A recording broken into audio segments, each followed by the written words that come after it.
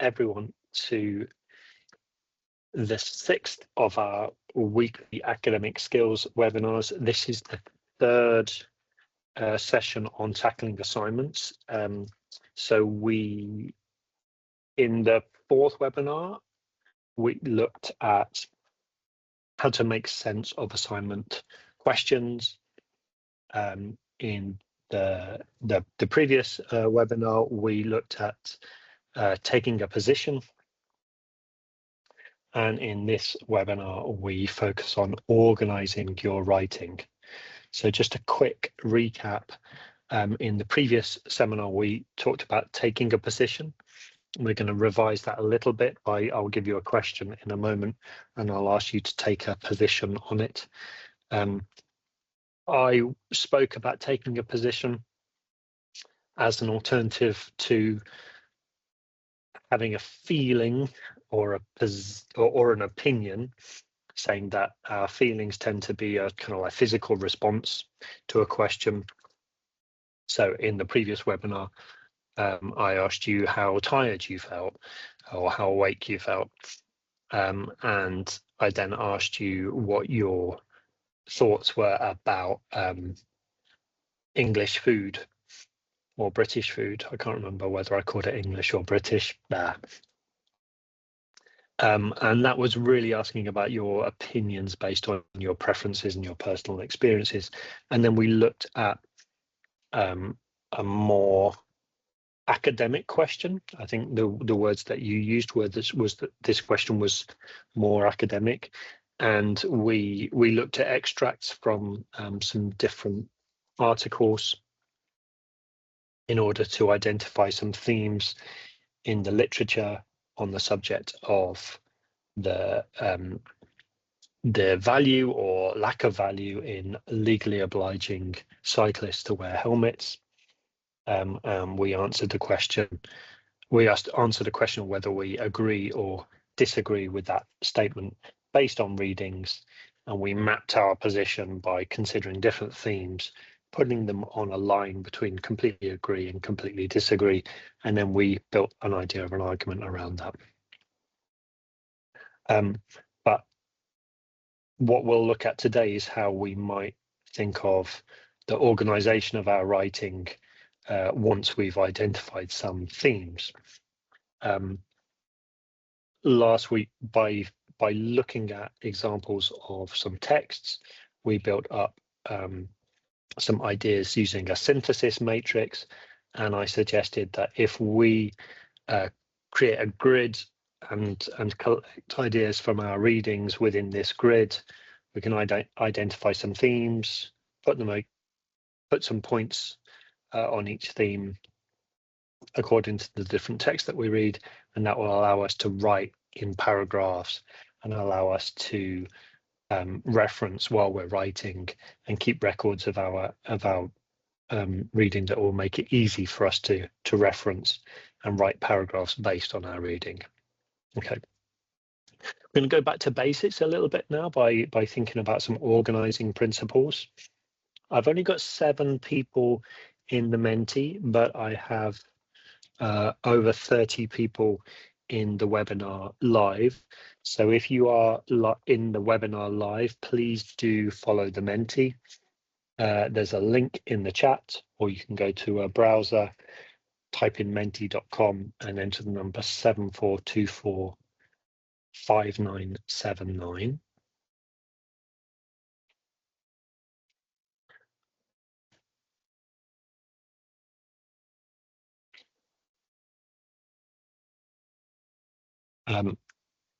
Yeah, so I've got 10 people in the Menti, and I have a really simple question for you. Well, maybe it's simple because there are 3 options, and all you have to do is guess. So there's a picture. I took this photo. I try wherever possible in my presentations to use photographs that I've taken myself, partly so that you know me, and like the source of this image is me. And it also means that I don't have to worry about referencing my images. There you go. 2 people say it's the Natural History Museum. 2 people say it's the British Library. I'm seeing an increase now in answers for the British Library. No one thinks it's the Tate Modern. I strongly recommend going to the Tate Modern in London. It's on the river, which might be why you know that this isn't the Tate Modern. The Tate Modern is much like has a big tower in the middle of it. I also really recommend the Tate Britain. So all of these spaces in London are free. Typically, when you attend them, you're asked to give some kind of donation. But if you don't feel like you can afford a donation on a particular day, there's no obligation for you to pay. I kind of recommend the Natural History Museum, which is a really beautiful old building in South Kensington. But actually, it's kind of like models of stuff, whereas the Tate Modern has the original artworks. A British Library, of which you can see in this picture, is an incredible place. I know that quite a lot of people live in London, might find it easier to go to places in London than in Hatfield sometimes. If that's true for you, I strongly recommend going along to the British Library and getting membership. The British Library holds a record of will hold a record of every book published in English, so you can access anything that you're looking for from the British Library. And though they do have some rules, like you have to request books, and you don't have to wait very long to get them, but you can request them in advance. You have to go through a process of filling in a membership application when you go there, but you don't have to pay. They're pretty strict on the way that you use their reading rooms. So you can't take in a pen, for example. You can only take in products in a plastic bag, but you can take a laptop or an iPad or a phone in there. You can take paper and pencils in there, and you can access any books that you ever need to get access to. You can get them there. Obviously, the learning resource centres on campus at the University of Hertfordshire are the best places to study. But if you're in London or you want to go somewhere different for a change, I strongly recommend checking out the British Library. It's a beautiful place, and it's a place that I personally feel quite well. I don't want to ruin. I don't want to influence your answers to my next question. So here's a photograph from inside the British Library via the Menti. Can you give me a word to describe this place? When you look at this photo, how would you describe this? Any word at all? I think I'm going to join the Menti so that I can add my own words to it. If you're in the webinar but you haven't joined the Menti yet, there is a link in the chat in Teams. Please do use it. Interesting that you've chosen words like peaceful. That's fine. Obviously, there's no right or wrong answer here. This is a photo of the cafe at, on the kind of slightly upper ground floor, I think, in the British Library. I realise that when I say British, I say British. And I know that if my wife watches this video at any point, she'll point out that I do that. I think it's okay to drop your T's sometimes. But please do note that lots of people in this country drop their T's, so they'll say British, better, like I just did. Okay.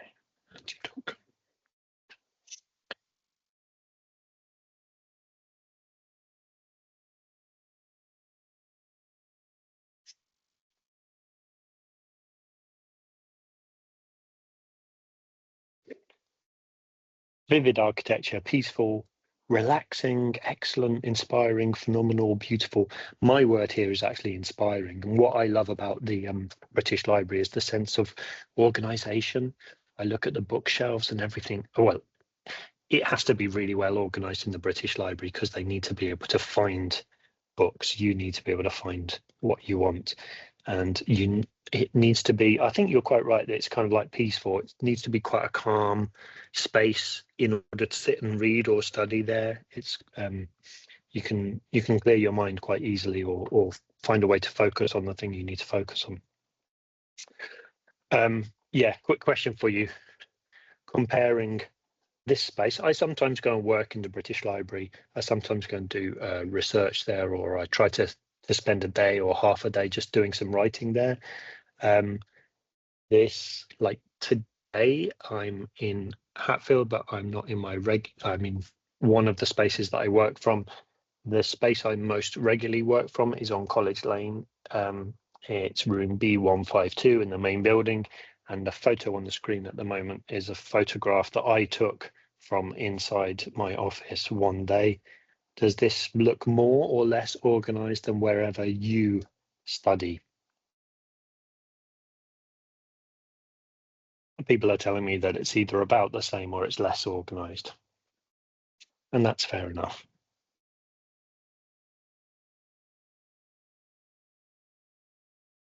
One person says that my workspace is more organized than theirs.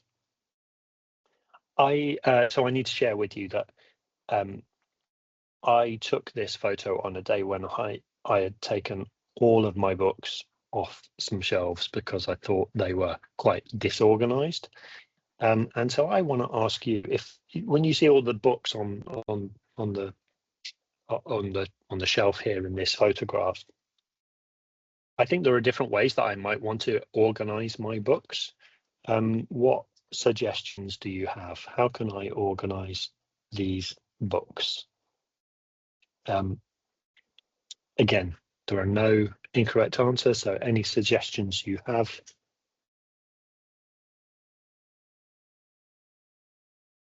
Are welcome and fine. You can write this as a word, as a phrase, as a sentence.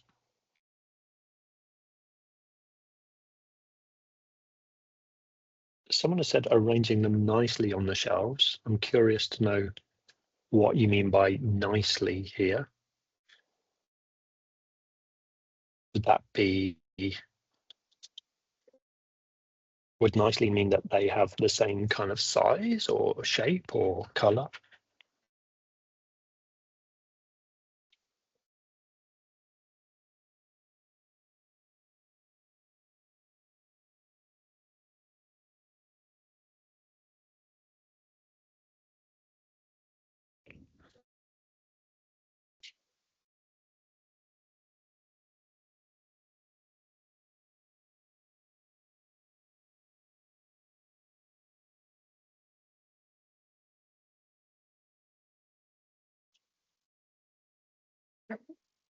I'm sharing with you there that at home I have to organize books on the shelves by color.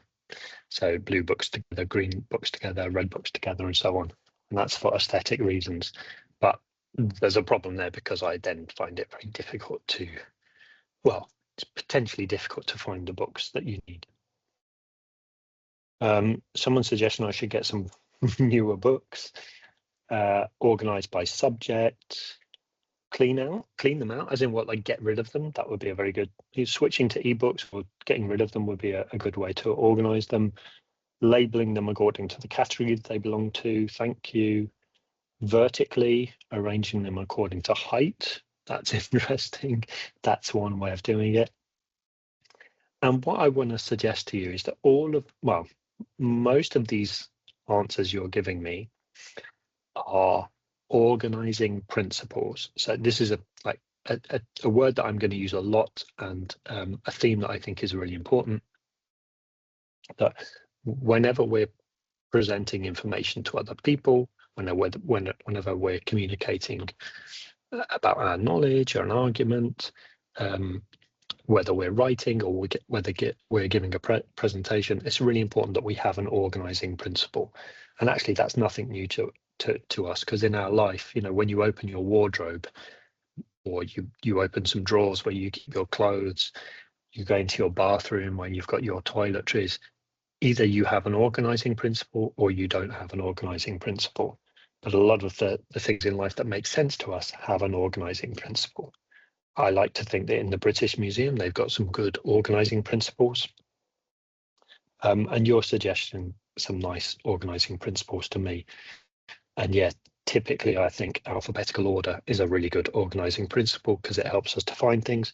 But we do have to think about whether we would organize books in terms of the author's surname or the first name. So like convention in the UK is to use the author's surname, but also very commonly we look at topics and organize books by different themes, because when you start to get a lot of books, you realize that some of them will be fiction, some of them will be on particular topics, on particular subjects. I'm sorry that I'm pausing a little bit too much, but I lost my place on Teams and I couldn't see people's profiles. Okay, so this is actually how I did it. So there's an element here of just trying to find. You can give me a thumbs up if you like my shelves. It's not the most beautiful, but it was kind of like practical. Some books had to go at the back that I needed less access to, so I actually put fiction, I think, towards the back. And then as you've suggested, I've actually got books in terms of theme. So I've got on some shelves it's kind of like applied linguistics, on some shelves it's particularly about writing, on some shelf, on top shelf is more about education, middle shelf is more kind of applied linguistics and English language teaching. The bottom shelf is a bit more about like writing and philosophy and literary theory, I think. The organization isn't great, but there is a principle. And one of the principles is the books have to fit on the shelves. But I've kind of like got them into 3 categories, and that's a key theme of this session.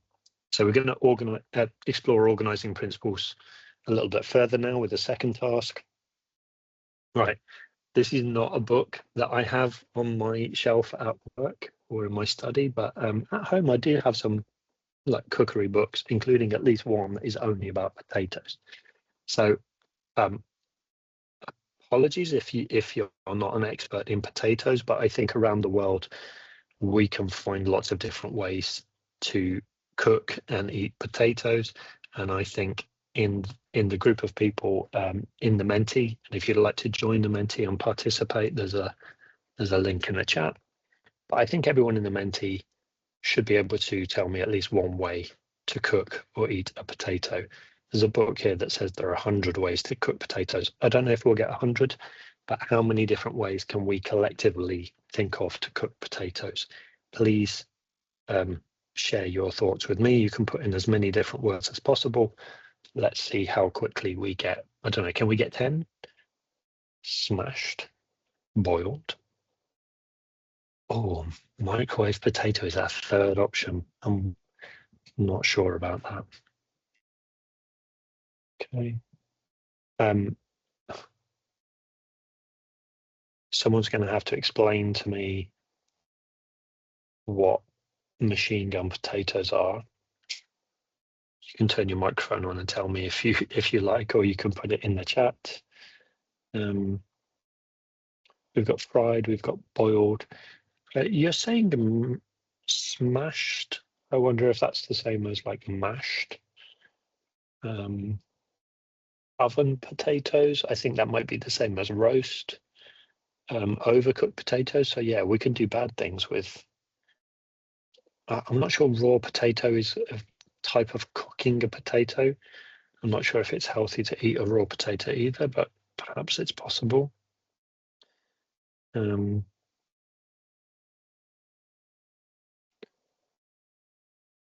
got some good answers here. I think we have students participating in this webinar from many different countries. So if there's a way of cooking potatoes in your home country that you'd like to share, and the name of it is not English, that's absolutely fine. You can put that in there. I don't think frozen potato is a way of cooking a potato as just a word to describe a frozen potato. A veg rice, I guess you're saying that the potato is in the rice.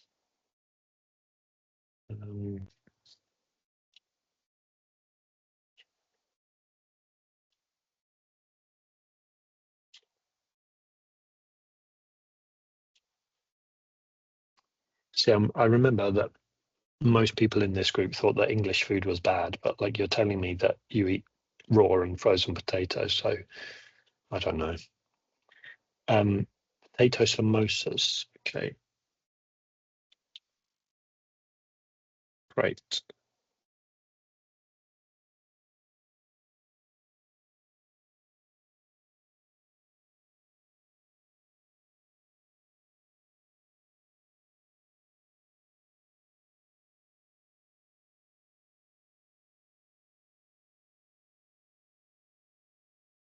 What else have we got? Potatoes stuffed with meat. That's interesting. Barbecue potatoes. If you, I don't know how long you've been in the UK, but I'm surprised that no one has said jacket potato. I'm going to add that. Okay, right, lovely. Got all these different types of potato. I've added the name of potatoes in 2 other languages, but I might have made mistakes. You tell me if I have. Look at all those different ways that we've got to cook potatoes. Now, we're going to ask you, we're going to look at these different ways. I'm going to ask you, can you apply some kind of organizing principle to reduce these down to 3 categories? Okay.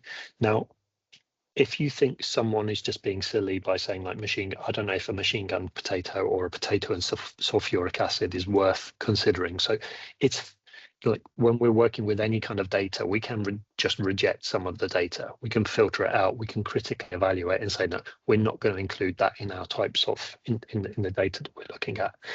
And I'm showing you this as an example of how we might think about content that we put in a piece of writing, right?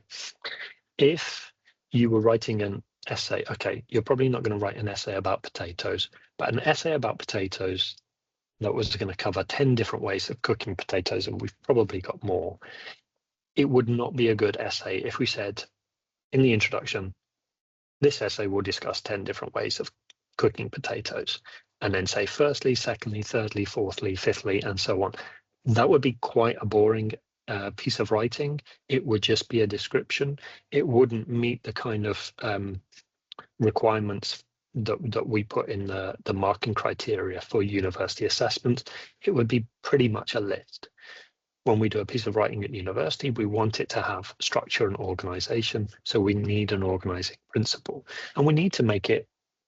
We need to show that we're kind of smart. We've got something interesting to say. So what we're going to do is try to make an observation about the data that we've got and say, okay, actually, I can divide this into 3 different groups, 3 kind of categories that relate to cooking potatoes, right? Now, you might think that's really difficult, and sometimes it is.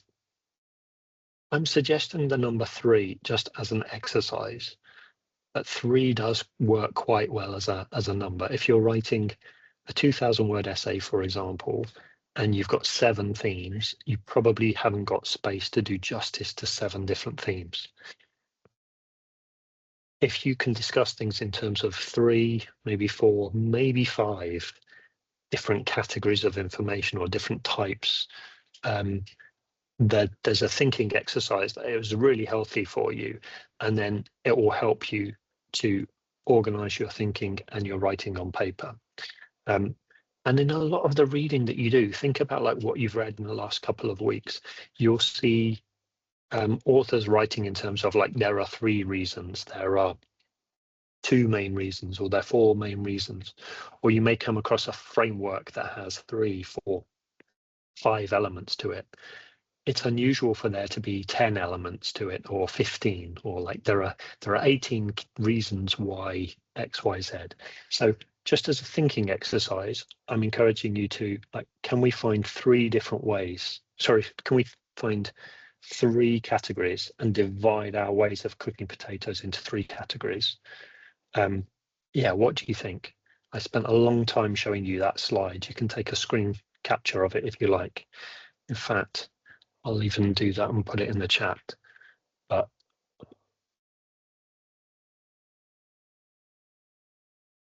think about, yeah, what have we got? 3 different, have we got any ways of dividing it into 3 categories?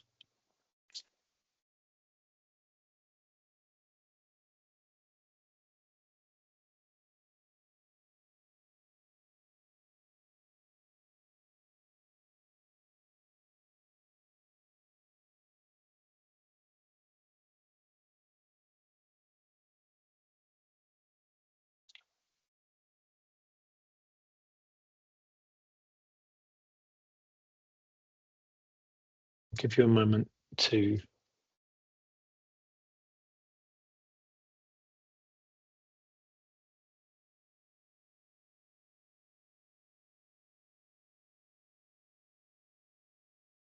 while you're thinking. I'm going to add the image to this slide.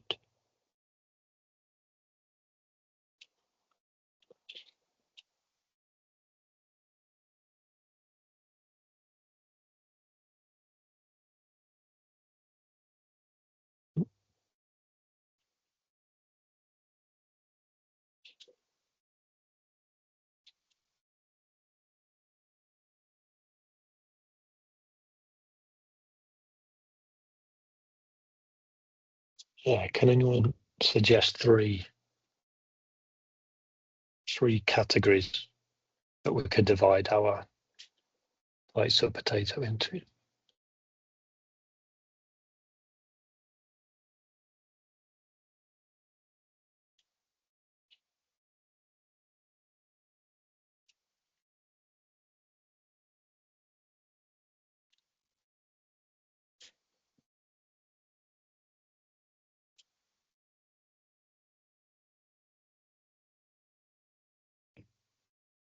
Fry, bake, boil. I think that's pretty good. Yeah. I don't know, potato with Nutella, is that fried, baked, or boiled? I reckon it could be fried or baked. Authentic, modern, instant. I like that. Cooked, semi-cooked, raw. Yeah, I mean, there's only one category there you actually want to eat, but this is great.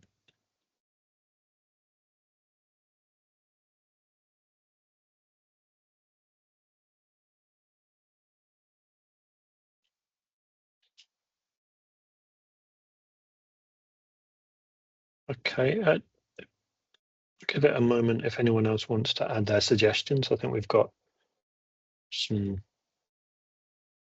good suggestions here. I think in terms of language, the word cooked kind of means everything. So fried, baked, and boiled are all ways of cooking.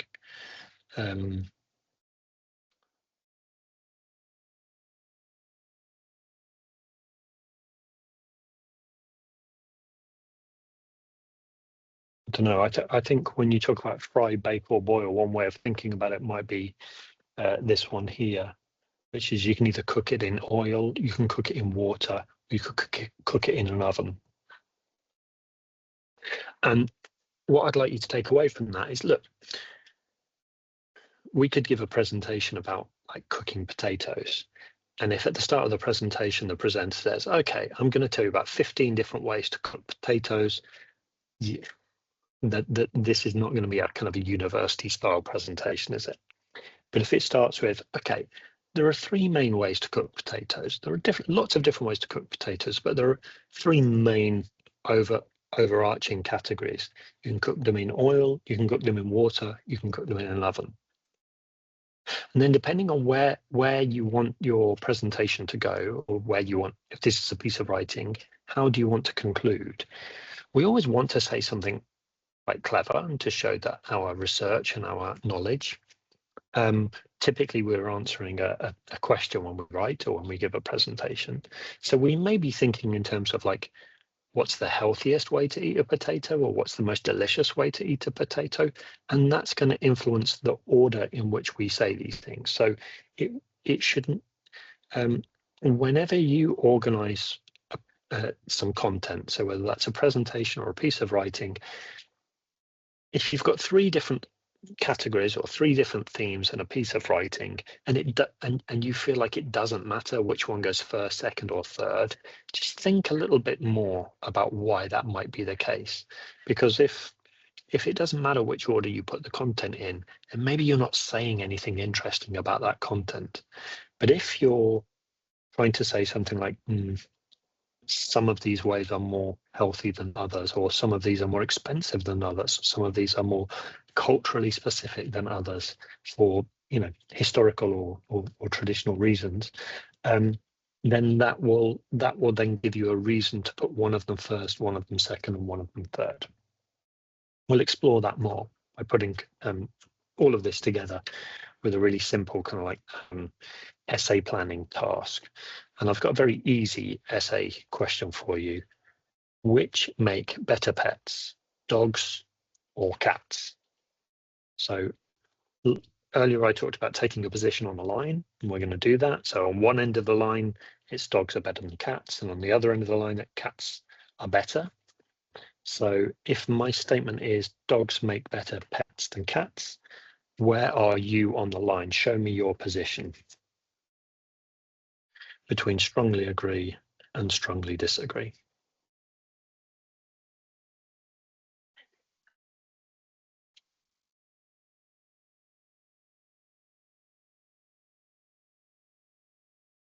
We will, we've got 3 more webinars after this one, and the final one will be just before the Christmas break. So perhaps we could turn that into some kind of Christmas party. And if everyone in this group is a fan of dogs, then I'll very happily spend an hour sharing photos of my dog with you. Or I could present live with my dog if that sounds like a good idea. Look at that. I mean, I'm a little bit biased because I'm allergic to cats, and my dog is, I just absolutely love my pet dog. So I'm quite happy with these results. It doesn't seem very scientific, but there you go. Almost all of us think that dogs make better pets than cats. But give me your reasons. Why are dogs better pets than cats? And also, if it would be good if we also got some reasons why cats might be better than dogs, even though we all know that's not true. We all know that dogs are the best, but what are your reasons for thinking that dogs are better pets than cats?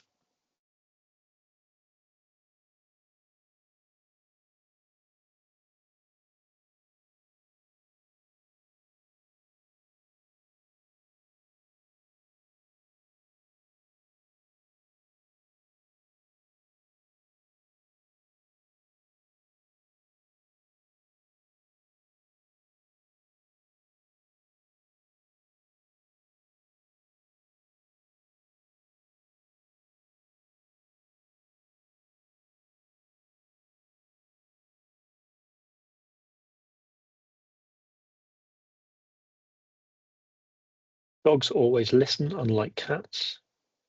Always make mess. Wait on that. But cats involve less work. You don't need to take them for walks, and they go to the toilet in someone else's garden.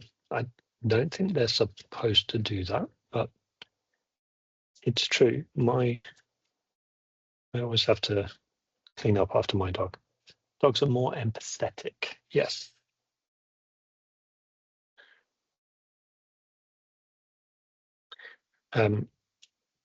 While I'm waiting for answers to come in, I'll make this as academic as possible.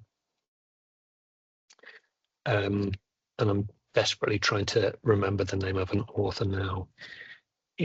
So there's a guy called Ian McGilchrist, and he wrote this amazing book about like the human brain called The Master and His Emissary.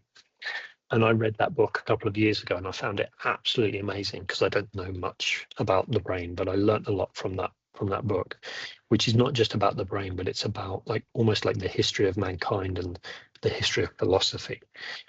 And I learned from that book that like dogs are the only creatures, I think I've got this right, that if you look at a dog and you point out, let me turn that around. If you look at a cat and then you point to the window, the cat will look at your finger. But if you look at a dog and you point to the window, the dog will follow your gaze, and it will also look out of the window to see what you're looking at. So I think that idea of dogs being more empathetic, that's an example of that. Dogs provide more safety where cats are more towards to cuddle. I don't know, I find it very difficult to cuddle cats.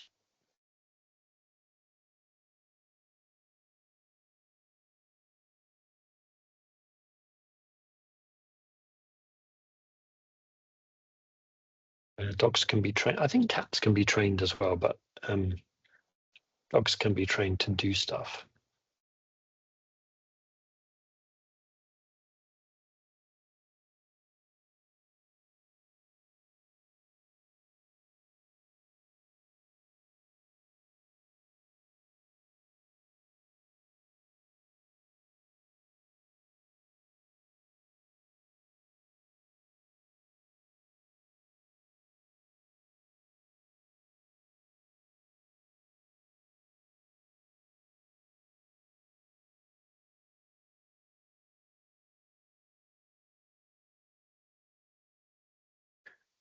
Okay.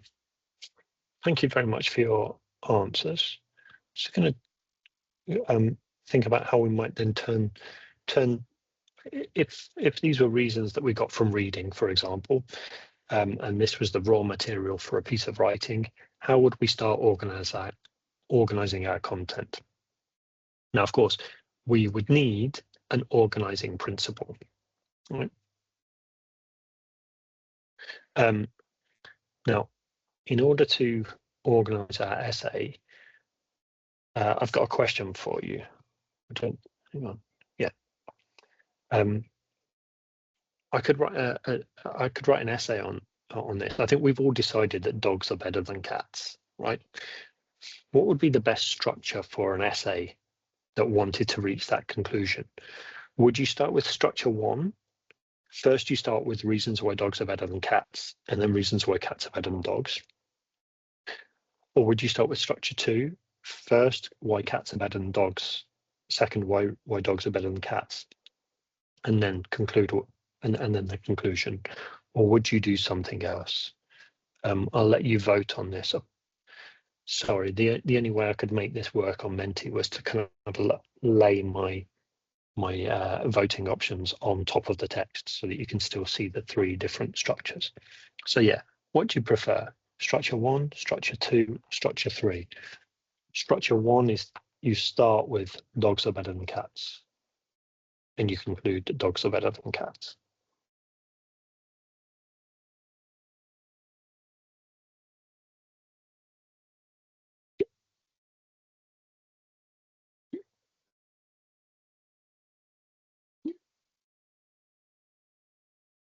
Interesting.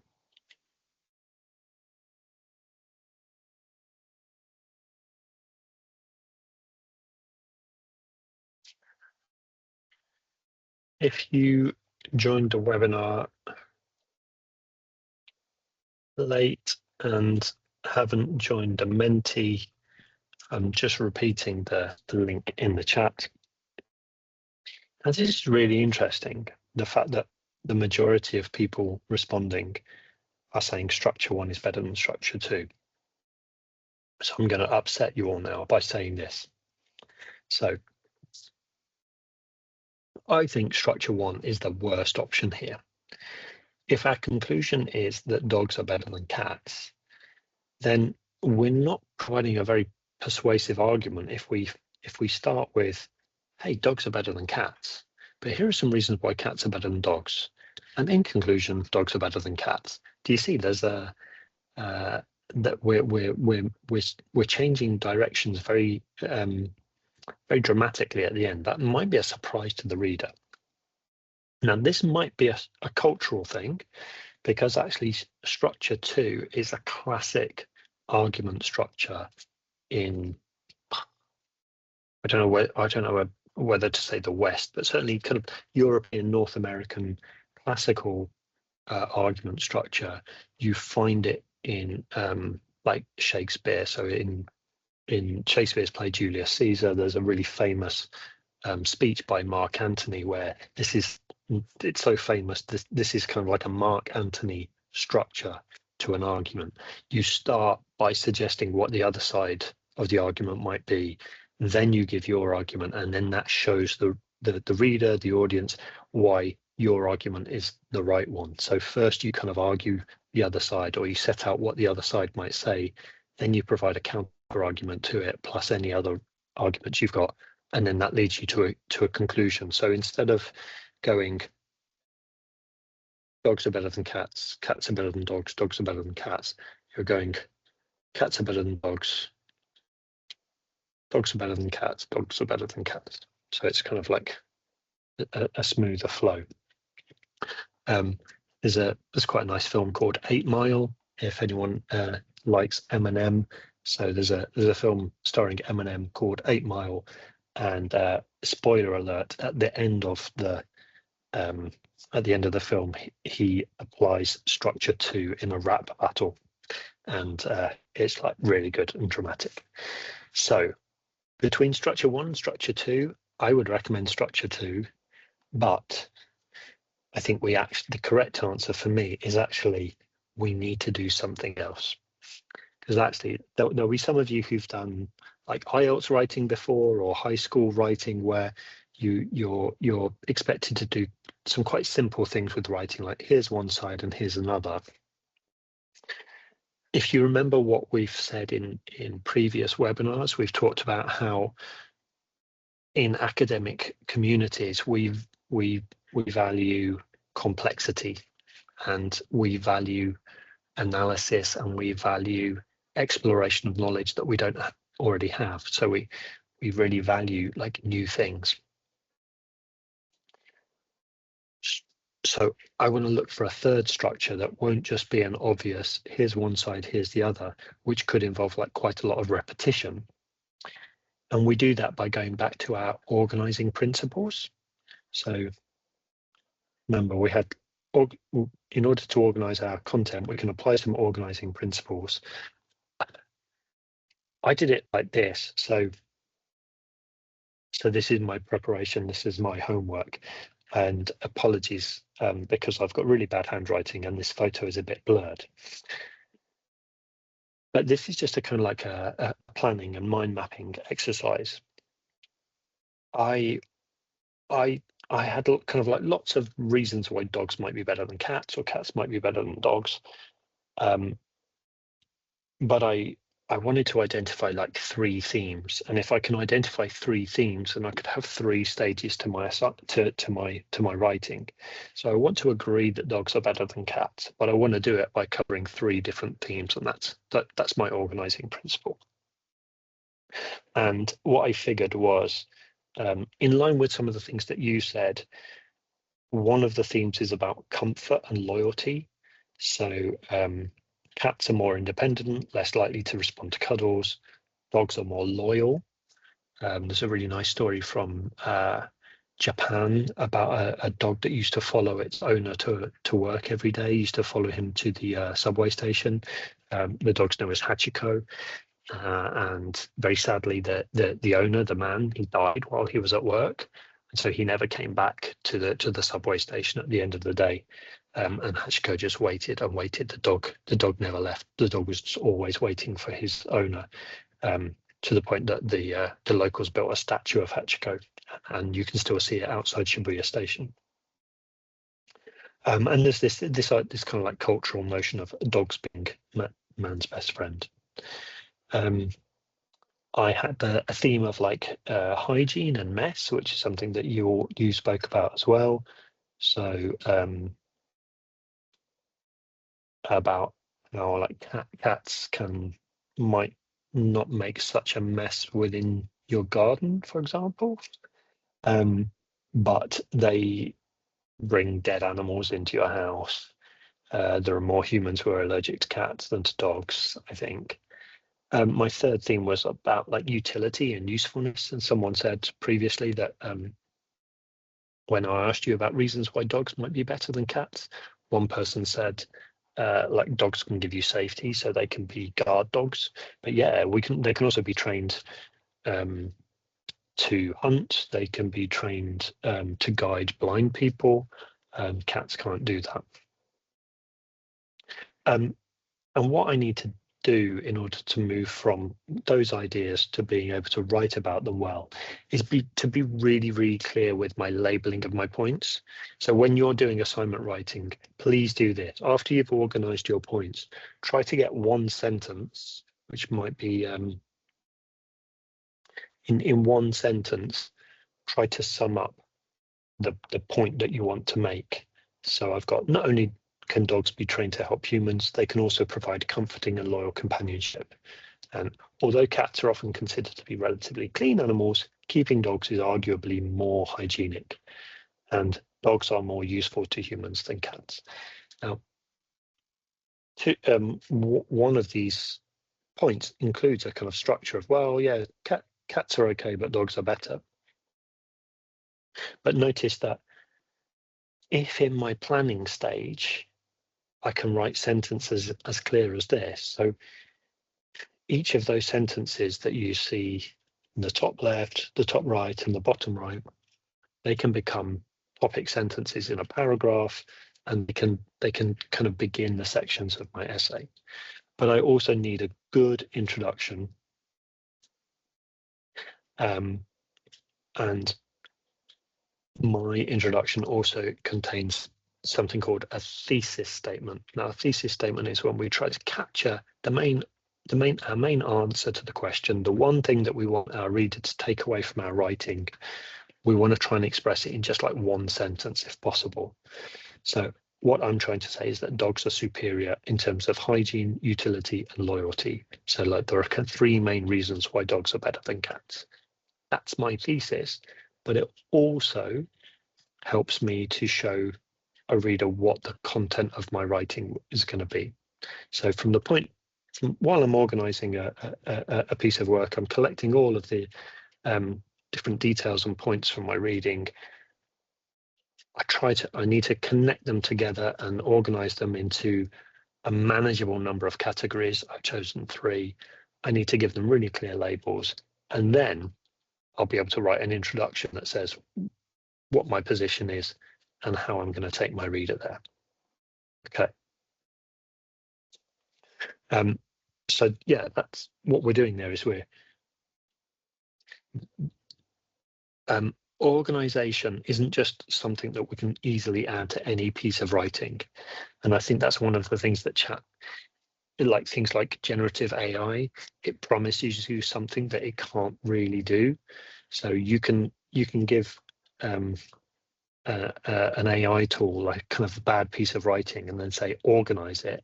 Well, it can organize it into paragraphs. It can change the formatting, but the only way that you really produce well organized work is by thinking about the content at the research stage and using that to help you to plan. And then when you're writing, to signpost everything you're doing, which starts in the introduction. Okay, so for example, I could write an introduction like this. Linguistic studies suggest that dogs have been considered man's best friend in the English-speaking world since the 19th century. I've got a reference there. The notion of keeping cats as pets is a more recent development, but one that has grown quickly. In the UK today, there are approximately 9 million domestic cats, with an estimated 26% of households owning one. So what I'm doing so far in my introduction is just setting the scene, establishing that this is maybe interesting enough to read about, providing some kind of hook. So I've got a kind of some a claim about like the history of dogs as pets, and also a statistic about cats becoming a more popular pet. How do you think my introduction should continue?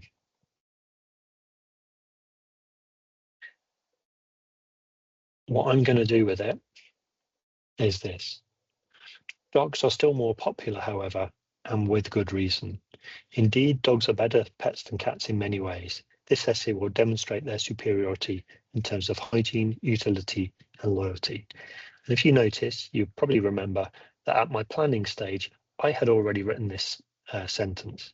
So if I plan well and carefully and really think about things and use my writing at this stage to really clarify my thinking, I can recycle that writing.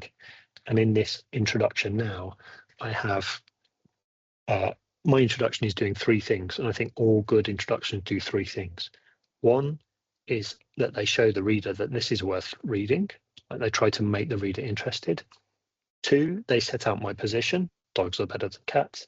And three, they introduce the main body, so they tell the reader what the structure of my essay is going to be. And when I say at the end, this essay will demonstrate their superiority in terms of hygiene, utility, and loyalty, that tells the reader there's going to be a section on hygiene, a section on utility, and a section on loyalty. So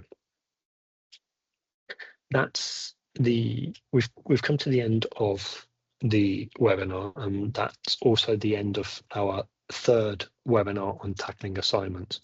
So I just want to take this opportunity to do a quick recap of what we've learned with points that I hope you can take away and remember. And I appreciate that, you know, we've had 6 webinars together and there's lots of things that you might have forgotten already. So just to recap, this is maybe the key, the key to, I don't know, 3 to 5 minutes here, what I'm calling 9 steps to assignment success. Okay. When we're tackling assignments, number 1, the first step to assignment success is understanding what the assignment requires from you. That's key to success. And you can do that by identifying the content, function, and scope of an assignment before you start working on it. Check the marking criteria to see what your work needs to do in order to achieve the grades you are aiming for. Second key to success, reading is always your starting point. Your reading provides your content. Don't try to write before you have enough content to answer the question. 3, for each text that you read, record bibliographic details on notes and notes on how it helps you to answer the question. So we spoke about this actually when we were first talking about the principles of academic writing. Try to capture the main points that are relevant to you from everything you read. Write them in your own words if you can. Record bibliographic details or use a referencing tool like Zotero or Mendeley, which will do that for you. But you can still generate, you can still keep a Word document or another any kind of file that allows you to bring all this stuff together. Express your thoughts in your own words. Think about your position in relation to each text that you read. Do you agree with them? Do you disagree with them? Are you persuaded or not? What do they remind you of? What other text do they link to? The notes that you take can form an annotated bibliography, and that will be the next step in organizing your thoughts. It will take care of the reference list in your assignment, and it will help you to ensure that all your referencing is correct and accurate and reliable. Also, if you write in your own words at this stage, you might even be writing some sentences that you can recycle into your assignment later. Okay. This relates to what we've been talking about today. Once you've recorded points from your reading, try to identify themes that will combine to form your answer to the question. Try to keep the number of themes relatively low. I'm recommending between 3 and 5, partly as a thinking exercise, partly as a way of like managing your space, your words, and your time. So I'm suggesting a 2,000 word essay probably doesn't have more than, well, it certainly doesn't have more than 5 themes in it.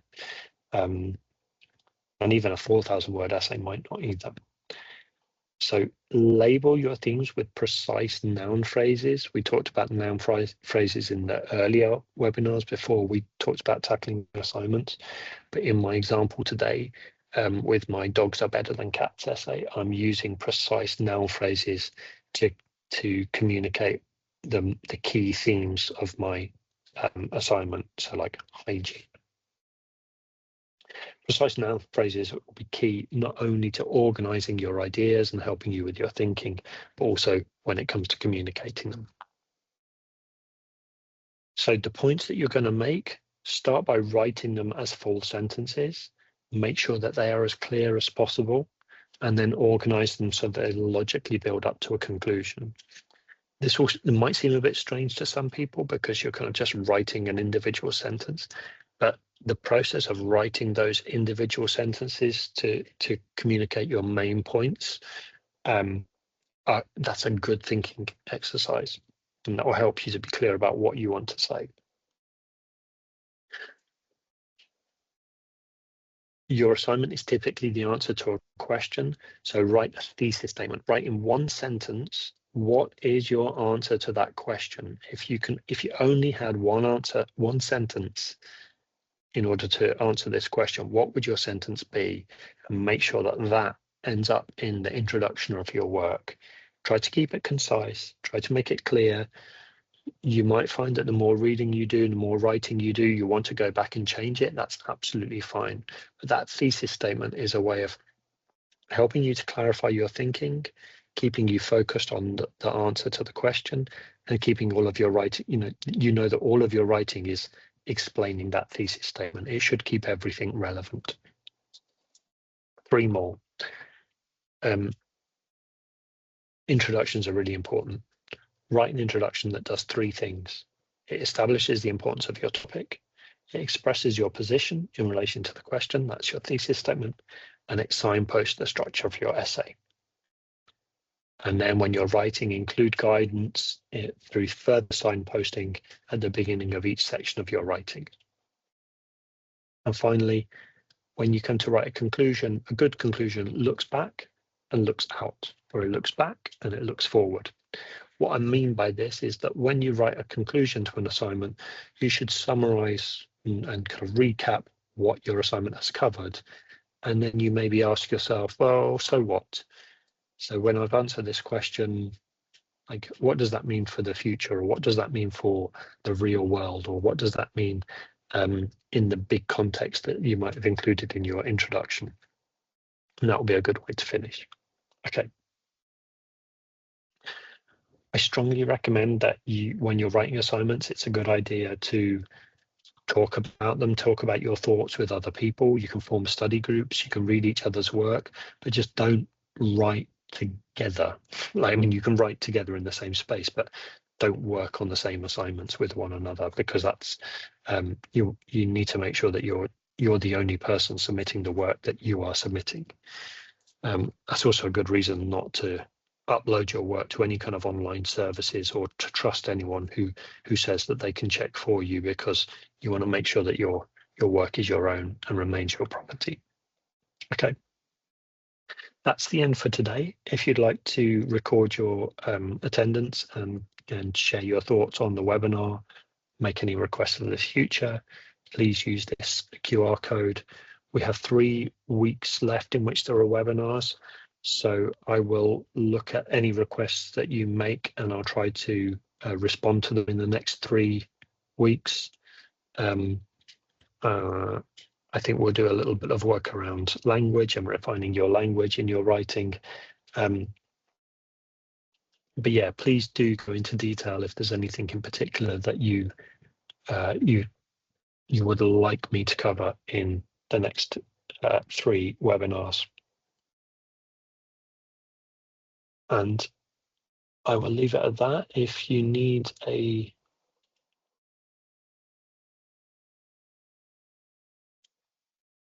link to this form, if you need the URL, I'm also putting the URL to the form in the chat of the team session. I'm here if anyone has any immediate questions or concerns that you'd like to put in the chat, or you'd just like to ask with your microphone, please do ask. But otherwise, that is the end of the webinar. It's very, very cold at the moment in the UK, so please do try to keep warm.